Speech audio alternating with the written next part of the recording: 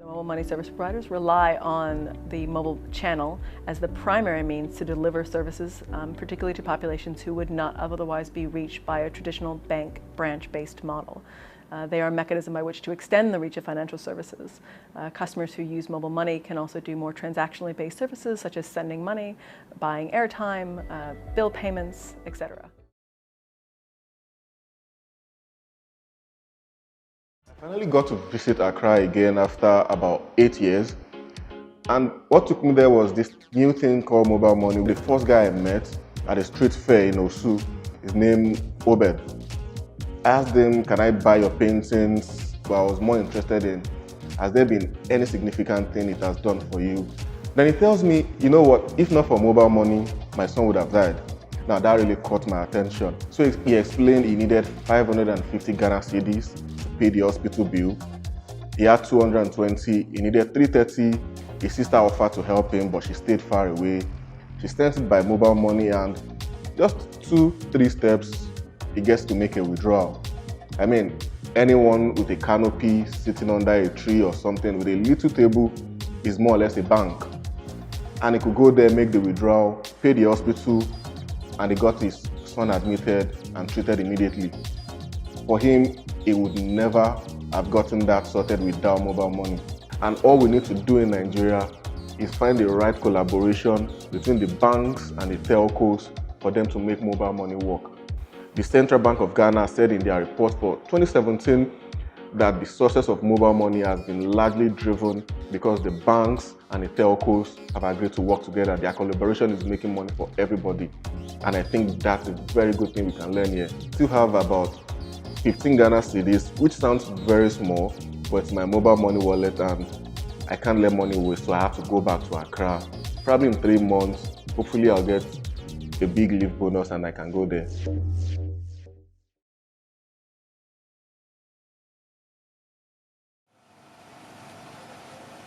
Cashless payments only reads the sign at a laundry shop in Abuja. It's a recent measure to limit physical contact with cash to prevent the spread of COVID-19, says store manager Paul Godia. Different people that come from different places, and that money is a general accepted, which is coming from different people and is circulating from different angles.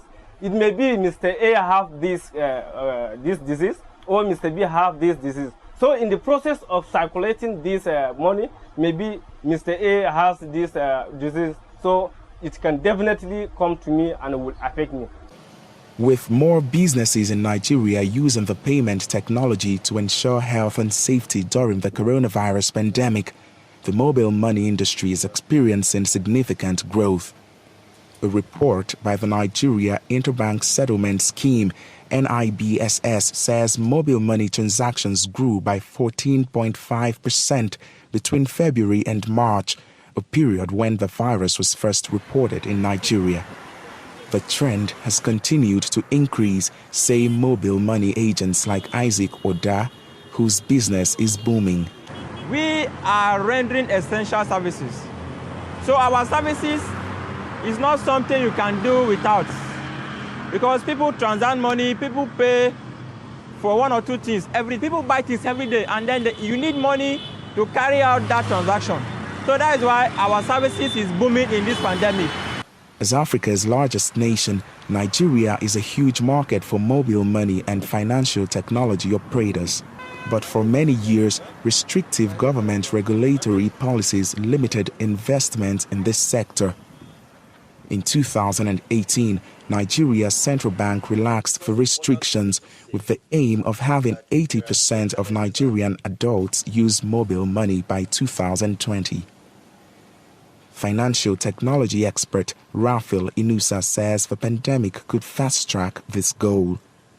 There has been a steady growth of increase in the fintech sector, and foreign investments, even way before the coronavirus hit Nigeria, the fintech sector has attracted a whole lot of foreign investment, from Visa investing in InterSwitch to Flutterwave to several other fintech companies. But the coronavirus pandemic has accelerated a whole lot, especially in the fintech space, because we now have increased transaction online.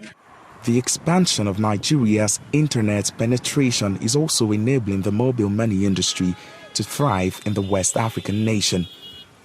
Timothy Obiezu for VOA News, Abuja.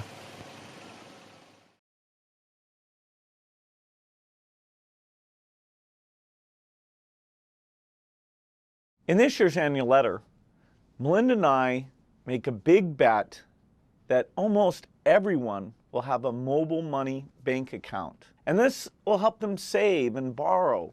It'll really empower them in a big way. But the question is, can this really get out to almost everyone? I talk about Bangladesh, and they're only 4% have one of these mobile money accounts. But in the Philippines, they got started earlier. They have 8%. Other African countries are up to 10, 30, and even 40% of adults having these accounts. But the first country that got started was Kenya. And here we see that there's over 1,000 accounts for every 1,000 adults. That's what we want for everyone. Banking is something that most of us take for granted. But for the poorest, they don't have any banking services.